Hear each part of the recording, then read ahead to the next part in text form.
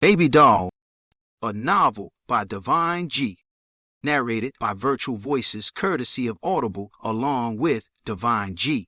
Chapter 1. Breana, baby doll. Winbush swung at Nicole when she came rushing at her with a violent overhand right.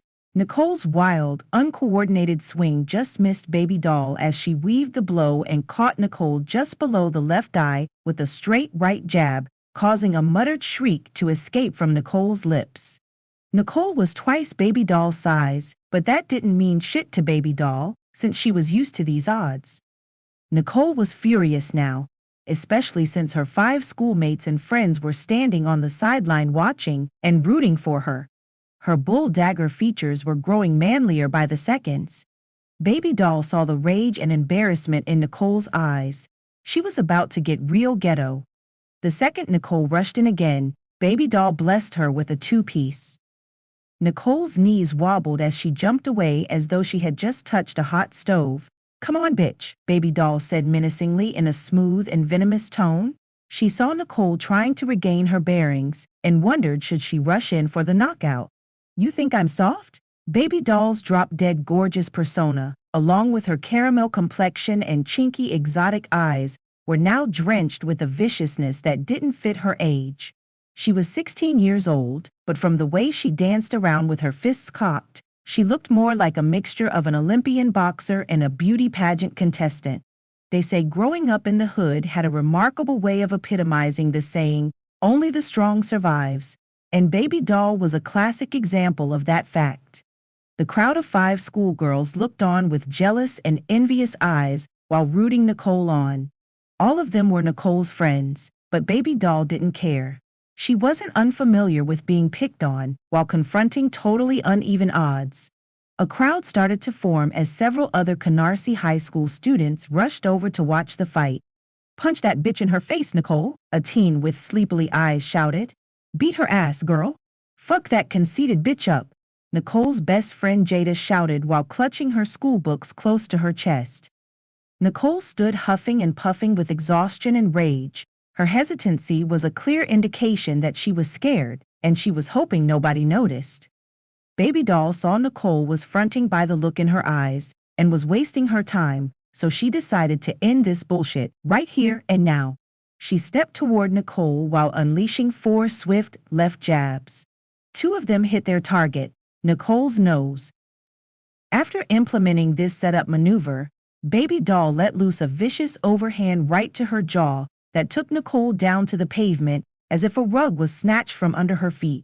Staring down at Nicole clutching her jaw, baby doll said, "You better stay your big ass down," or baby doll saw Jada rushing at her and she turned to give her a piece of the action, but before she could turn completely around, she felt a hard blow to the back of her head. "Oh, so you bitches are gonna jump me." Baby doll stumbled slightly from the sucker punch and started swinging savagely, not completely surprised the girls were now ganging up on her. In fact, she was kinda expecting this since it was obvious they were cowards and bullies. And just like cowards and bullies, they never did the fair fight thing. Jada caught a fist to the nose, and like the coward she was, she quickly pulled back from the fight out of fear of messing up her hair or getting a permanent scar on her face. In an instant, she decided to wait for the others to get baby doll in a position where she didn't have to put in too much work. As baby doll and the 4 remaining girls were going at it toe to toe, Nicole sprung to her feet and got back into the fight with a wicked kick to baby doll's stomach. Baby doll saw stars twirling before her eyes and felt the wind shot from her body. She instantly knew she was in serious trouble when her knees buckled. "My face! They're gonna mess up my face!" She covered her face as the blows rained down upon her head. She knew the sole reason they hated her was because of her beauty.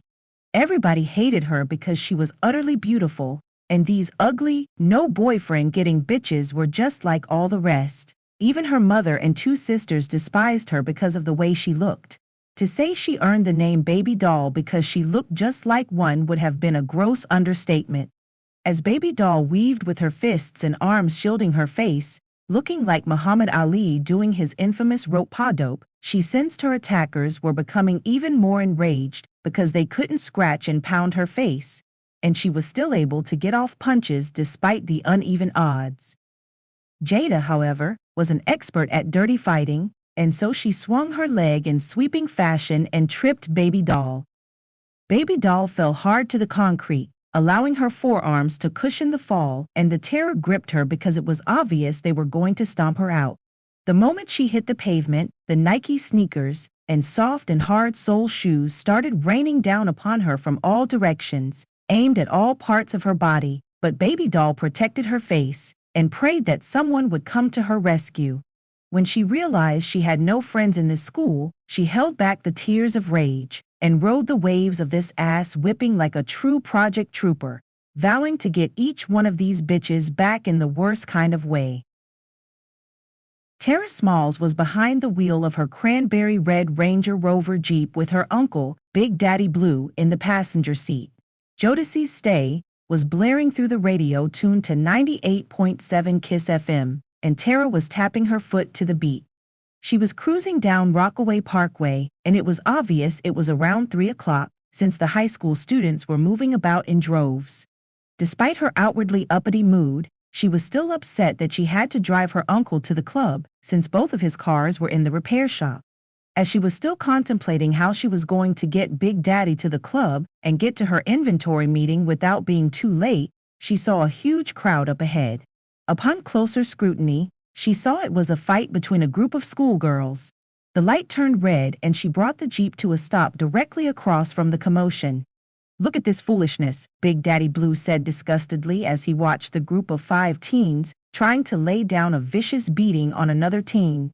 Images of the Rodney King beating and several similar vicious gang assaults at various prisons he was once housed at flashed across his mind.